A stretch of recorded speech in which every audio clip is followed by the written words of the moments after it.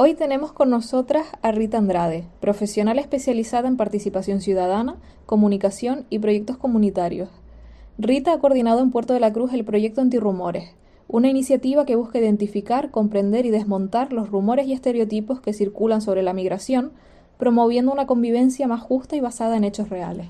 Su trabajo, enmarcado en el proyecto de Juntas en la misma dirección, se ha centrado en escuchar a la ciudadanía, recoger percepciones y construir herramientas que fortalezcan el diálogo y el entendimiento intercultural. Rita, bienvenida y gracias por acompañarnos en esta entrevista. Queremos empezar preguntándote qué objetivos tenía el proyecto desde el inicio y si han evolucionado desde su concepción. Muy buenos días y muchas gracias también por la invitación a este podcast.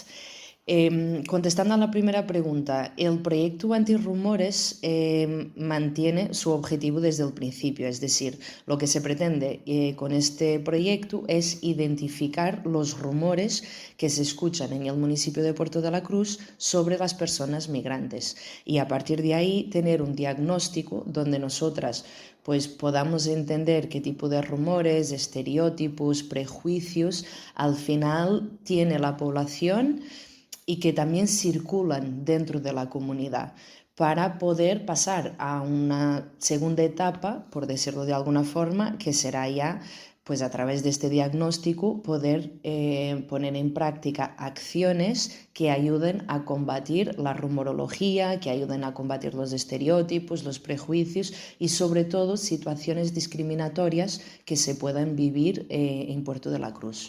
¿Cómo se configuró el proyecto en el contexto del Puerto de la Cruz? ¿Por qué crees que es importante hacerlo precisamente aquí y ahora? El proyecto Antirrumores es una iniciativa de la Concejalía de Participación Ciudadana del Ayuntamiento de Puerto de la Cruz. Y creo que lo que puede llegar a justificarlo es el hecho de que pues, el municipio siempre ha tenido una gran cantidad de población extranjera, ya sea por un lado por el turismo que siempre ha recibido, pero también por pues la población migrante que desde hace décadas vive en el puerto.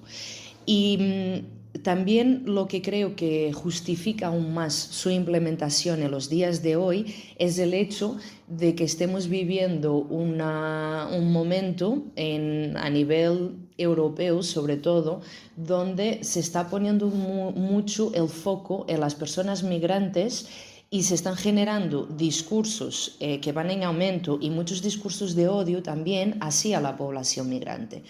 Entonces, claro, hay esta necesidad de contrarrestar toda esta narrativa y también, ya aplicado a un entorno más local como es Puerto de la Cruz, ver cómo esto al final está calando en el propio municipio. Es decir, estos discursos que escuchamos en las redes sociales, las noticias que vemos en los medios de comunicación, un poco poner en evidencia a la población migrante como si fueran los responsables de muchos de los problemas que existen socialmente. ¿Esto tiene sentido? ¿No tiene sentido? ¿Esto se vive en Puerto de la Cruz o no? Entonces, es en este sentido que se viene también a implementar, porque si queremos entender qué es lo que está habiendo en el municipio y si queremos actuar y cambiarlo, necesitamos primero escuchar a la población y entender si esta problemática, que es bastante transversal, no solo dentro de España, sino también a nivel europeo, si es algo que está presente en el municipio y tenemos que trabajar justamente para combatir estos discursos, estas narrativas y sobre todo desarrollar acciones que puedan, por un lado, desmentir los bulos que hoy en día se proliferan muchísimo a través de las redes sociales y traer un poco la verdad a la luz para que las desigualdades y la discriminación que puedan sufrir sobre todo las personas migrantes en el municipio no vayan a más. Según los datos recogidos por el proyecto, ¿cuáles son los rumores o prejuicios más comunes que se detectaron sobre la población migrante en Puerto de la Cruz? A raíz de las entrevistas hemos agrupado la información recogida en varias categorías, que es lo que nos posibilita entender cuáles son los principales rumores que circulan en el municipio. Entonces, sobre todo aquí destacamos tres. Por un lado tenemos la categoría de servicios sociales, que ha estado presente en un 93% de las entrevistas, y aprovecho para decir que hemos entrevistado a 61 personas y que hemos escuchado a 69. Luego tenemos la categoría de relaciones sociales, presente también en un 90% de la totalidad de las entrevistas. Y en tercer lugar tenemos la seguridad ciudadana, que está presente en un 77% de las entrevistas. Es decir, estas tres son las categorías donde más rumorología hemos identificado. Entonces, paso a explicar. En servicios sociales, lo que identificamos como rumor es la idea de que las personas migrantes vienen a vivir de pagas o ayudas sociales del Estado. Entonces se escuchaba mucho que quieren vivir de las pagas y están recibiendo a veces mucho más de lo que recibe una persona de aquí, es decir, en este contexto, una persona de Puerto de la Cruz. Por otro lado, la categoría de relaciones sociales, aquí lo que analizamos es, por un lado, la integración o falta de integración, como se comentaba mucho en las entrevistas de las personas migrantes en este contexto local, y también, por otro lado, la utilización de los espacios públicos que hacen. Es decir, vienen a quitarnos el espacio a la gente local, siempre los ves en la calle, en la plaza. Las personas migrantes no se integran con las personas locales. Estos eran los dos mantras, por decirlo de alguna forma, que se escuchaban mucho. Y por último tenemos, o mejor en tercer lugar, la categoría de seguridad ciudadana, donde el principal rumor es que las personas migrantes vienen a delinquir. Entonces se escuchaba, pues vienen aquí a robarnos, vienen a delinquir o generan más inseguridad. O sea, toda esta rumorología, al final, que es también lo que me gustaría aclarar, los rumores normalmente vienen del desconocimiento que tiene toda la gente, de la desinformación y mucho de los estereotipos y prejuicios que existen hacia una persona de otra nacionalidad. Normalmente cuando no conocemos una persona de otro país o que tiene una cultura diferente o bastante diferente a la nuestra, siempre hay como un miedo. Y a raíz de este miedo se genera un rechazo y se generan determinadas ideas que muchas veces no corresponden a la realidad. Diría que la mayor parte de las veces no corresponden. Entonces es importante analizar este tipo de discurso que existe, porque esto es lo que va a alimentar los rumores y esto es lo que va a generar la discriminación y aún más la desigualdad. ¿Hay algún rumor en específico que te haya llamado la atención por la forma en la que se ha extendido o por lo poco coherente que es en la realidad? Puedo decir que hay varios rumores que me han sorprendido, pero quizás aprovechando también un poco lo que comenté sobre las principales categorías donde identificamos la mayor rumorología, me gustaría decir que sobre servicios sociales, esta idea extendida de que la persona migrante vive de la paguita no corresponde con la realidad.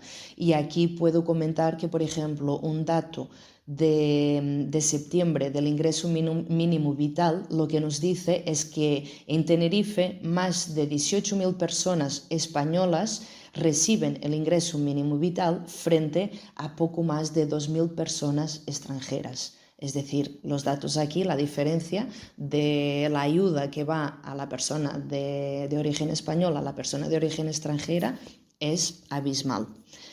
Por otro lado, y quizás los rumores que más me han sorprendido están en la parte de la categoría de relaciones sociales. Por un lado, se escuchaba mucho el hecho de que las personas migrantes pues utilizan mucho los espacios públicos, ¿no? Entonces aquí yo apelo un poco a la reflexión, es decir, cuando tú te mudas a una ciudad, a un pueblo, a otro país y empiezas a vivir ahí, lo normal es que tú utilices los servicios públicos, los espacios públicos, bueno, los servicios también, pero los espacios públicos del propio municipio, porque no hay ninguna ley que diga que tú como persona local lo puedes utilizar y yo como persona migrante no. Esto además se llama apartheid. Entonces, no corresponde a la realidad. Luego también dentro de este rumor hay que entender que muchas personas de otras culturas quizás viven más la calle de lo que se puede vivir aquí, aunque bueno, en Canarias también se hace mucha vida en la calle, pero también es algo quizás un poco de costumbre que tiene esa persona que viene de otra cultura de frecuentar más los espacios públicos, ¿no? Y luego también que tenemos espacios públicos, semipúblicos y espacios privados. Y esto a veces también va asociado a lo que es tu propio poder de compra, tu propio poder económico. Es decir, si hay determinados espacios donde tú tienes que pagar para utilizarlos y tú no tienes ese poder económico y pues no lo vas a hacer, ¿no? Simplemente porque no tienes esa posibilidad. Entonces hay un mayor uso de los espacios públicos. Y esto sí que me ha sorprendido.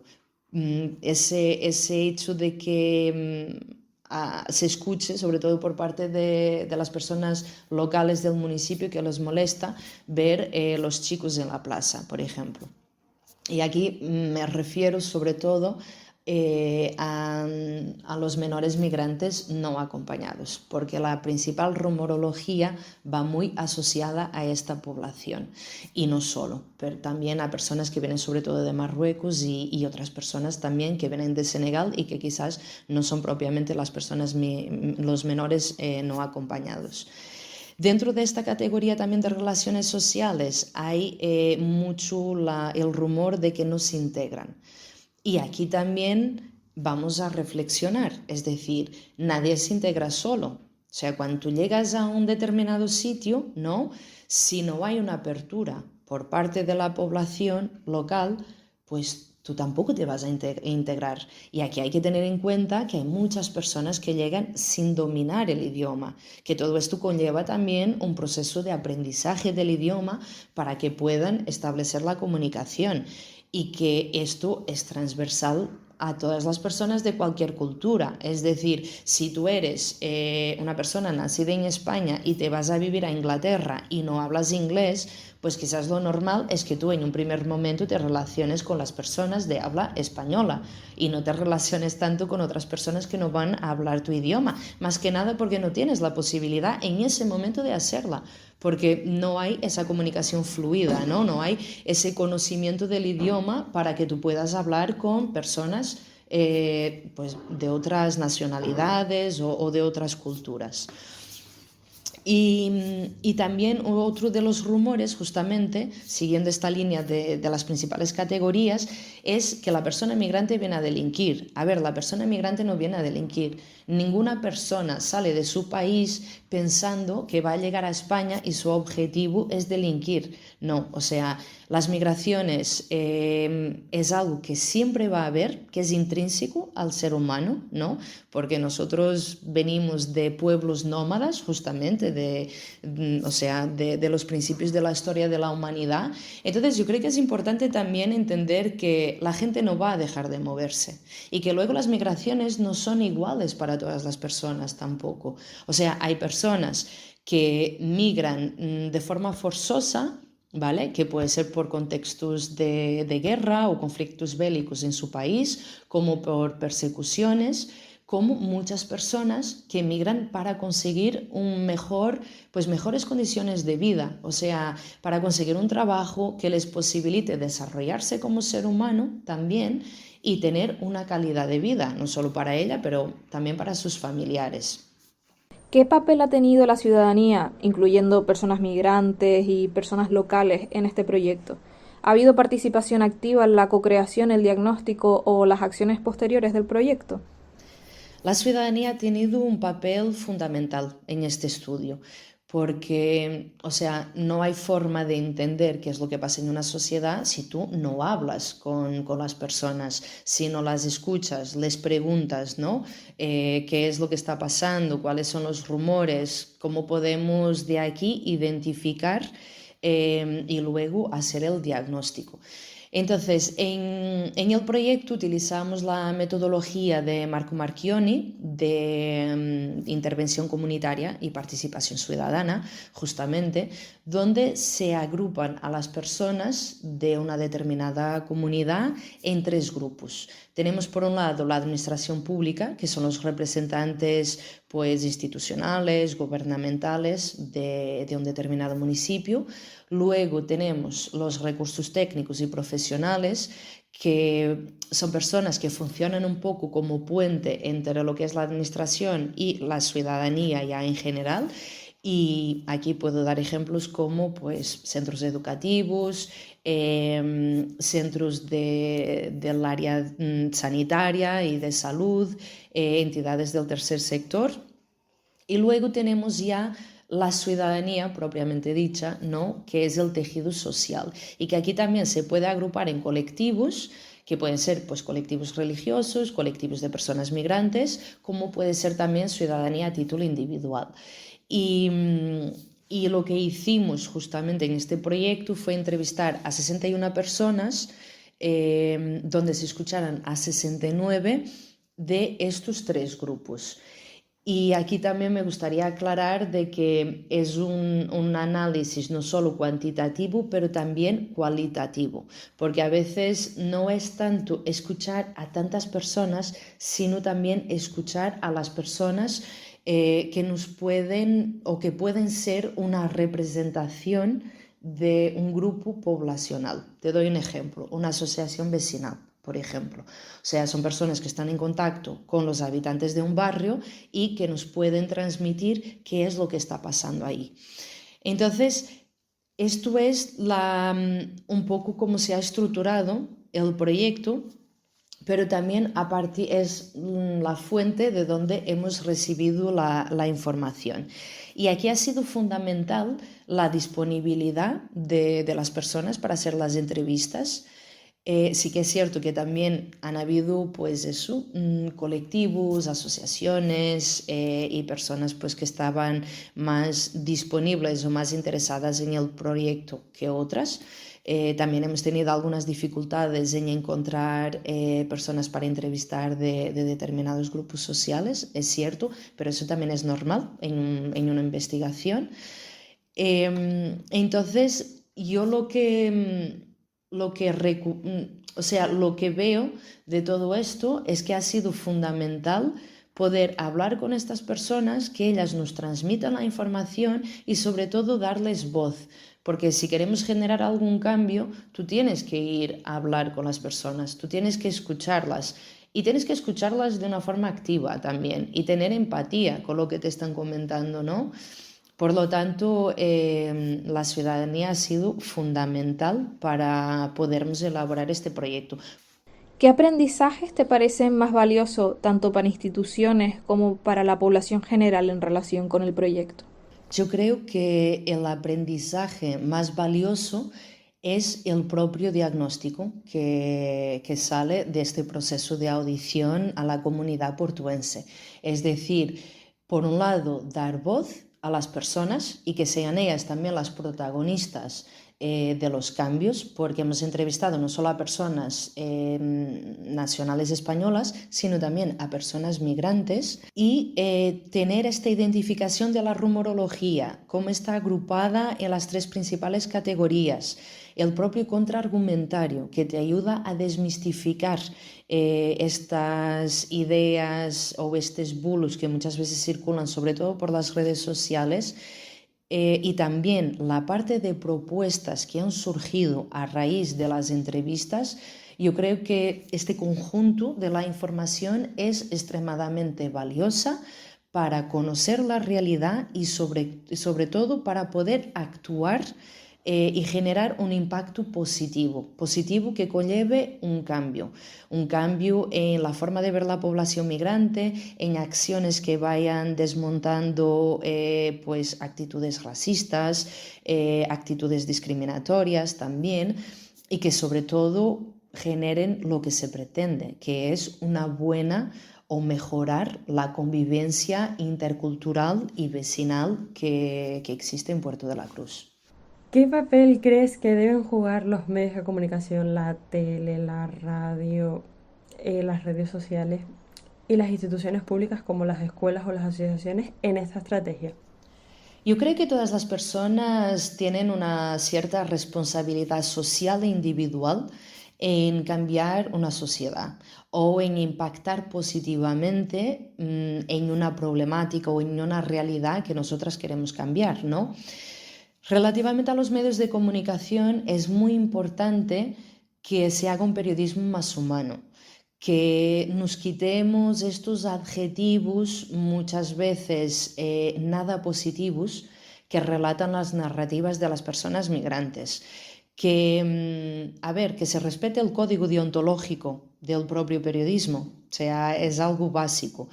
Y que también se intenten buscar otro tipo de historias y dar más voz a las personas protagonistas de sus periplos migratorios, que eso muchas veces no ocurre o se las relata siempre desde un lado muy victimista. Y muchas de estas personas, yo diría prácticamente todas, las personas migrantes son personas muy resilientes, porque no es fácil salir de tu país, salir de tu entorno, donde tienes tu familia, donde tienes tus amigos y empezar totalmente desde cero en un país que muchas veces es totalmente diferente al tuyo, ¿no? Entonces yo a los medios recomiendo sobre todo un periodismo mucho más humano. A las instituciones públicas comunicar más, informar más a la población de lo que pasa. O sea, hacer una comunicación más efectiva también, porque cuando hay desinformación es cuando se generan más bulos. Y si tú transmites una información veraz a la población, va a ser más difícil que estas personas acepten los bulos que circulan, ¿no? Luego las escuelas tienen un papel fundamental, o sea, porque los niños, niñas, o sea, los jóvenes, siempre hay que hacer trabajo transversalmente con toda la población, pero sí que es cierto que las escuelas tienen, y los colegios, los institutos, universidades, tienen un papel fundamental a la hora de crear también seres humanos que sean críticos, que tengan un pensamiento crítico en la sociedad y sobre todo que tengan valores, porque es algo que hoy en día vemos que a veces se va perdiendo un poco, ¿no? El respeto hacia la otra persona.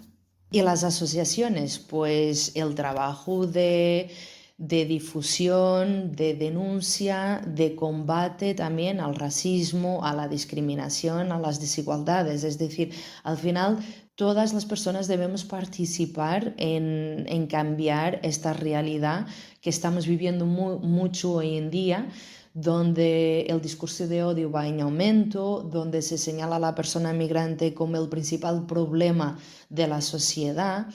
Y sobre todo, yo creo que hay que hacer entender que el enemigo no es la persona migrante. O sea, hay toda una coyuntura socioeconómica que también acaba por ayudar a proliferar este tipo de discursos, ¿no? Más de odio hacia la población migrante, porque claro, si tú ya tienes dificultades a nivel económico, de pagarte una vivienda, de tener un puesto de trabajo donde respeten tus derechos, donde tengas un buen sueldo, si no consigues llegar a fin de mes, esto va a ayudar a que tú veas al otro como el problema, porque siempre buscamos también encontrar el problema en alguien. Con lo cual hay que tener mucho cuidado con esto y hay que trabajar mucho en ello para difundir la verdad. ¿Qué conclusiones principales se pueden extraer del diagnóstico realizado? De las principales conclusiones que hemos obtenido del proyecto y que es muy interesante también es ver que la parte de la rumorología se centra mucho en la población de Marruecos y de Senegal, es decir, población que viene desde el Magreb y desde la parte del África subsahariana. Y es interesante porque si vamos a analizar los datos, la mayor procedencia de personas migrantes que vive en Puerto de la Cruz es de origen europeo, con un 55%. Luego tenemos del continente americano, con un 35,4%.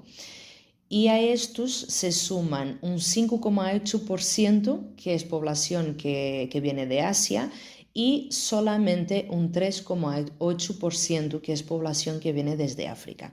Con esto lo que quiero decir es que entre los 10 principales países de origen que tenemos, que residen en el municipio de Puerto de la Cruz, ninguno es de África.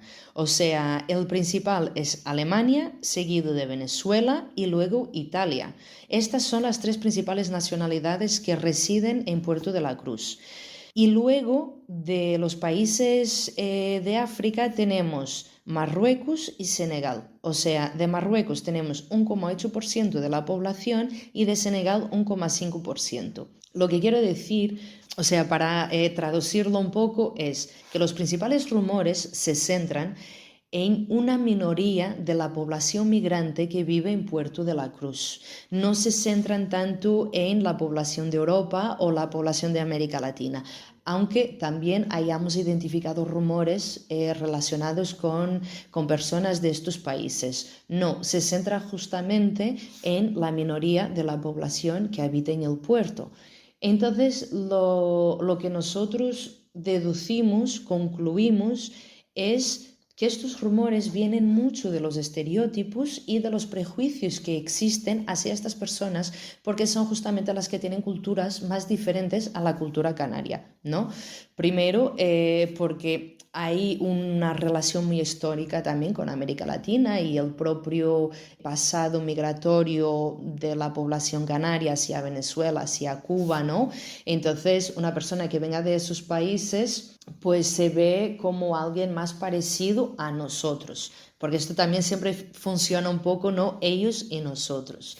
Las personas de Europa, aunque determinadas quizás tengan algunas costumbres un poco diferentes de las Canarias, pero somos todas del continente europeo, con lo cual hay como esa cercanía. Por lo tanto, tampoco les vemos como alguien tan lejano, ¿no? Y luego, claro, las que vienen de África, pues una cultura musulmana, como puede ser la de Marruecos y la de Senegal, impacta, sin duda que impacta. Pero curiosamente también tenemos a la población de Asia, que es sobre todo la comunidad de la India y la comunidad de China, que son personas que no se nombraban tanto en las propias entrevistas. Era muy curioso también cuando las personas me decían de que pues habían ido al colegio y al instituto con gente de China, o sea, de origen de China, o con gente de la India. Y estas personas, como han hecho parte de su infancia, por decir de alguna forma, ¿no? Porque han ido al mismo colegio o al mismo instituto, pues tampoco se les veía como alguien tan lejano a nosotros. Bueno, así como para concluir, ¿qué mensaje principal deberíamos transmitir en esta Semana de las Migraciones a la comunidad del Puerto de la Cruz? Para mí el mensaje es claro. Una persona migrante no es tu enemiga. O sea, una persona migrante lo que quiere es, tal como tú, tener mejores condiciones de vida, que muchas veces no lo logra en su país por diversos motivos. Entonces, lo que hay que entender y lo que hay que transmitir y visibilizar también en esta Semana de las Migraciones es que no todas las personas migrantes tienen el mismo periplo migratorio. No es lo mismo una persona que venga de Europa a vivir a España, donde tiene mucha facilidad, hablo desde un punto de vista de regularizar su situación administrativa, porque el hecho de que sea una persona europea va a llegar aquí y fácilmente va a poder pues, solicitar su NIE, solicitar su número de seguridad social y empezar a trabajar en España. No hay estas barreras administrativas como una persona que pueda venir de América Latina, donde necesita otro tipo de permisos, que pueda llegar en un cayuco por la ruta migratoria atlántica, o sea, o que pueda incluso venir de Asia.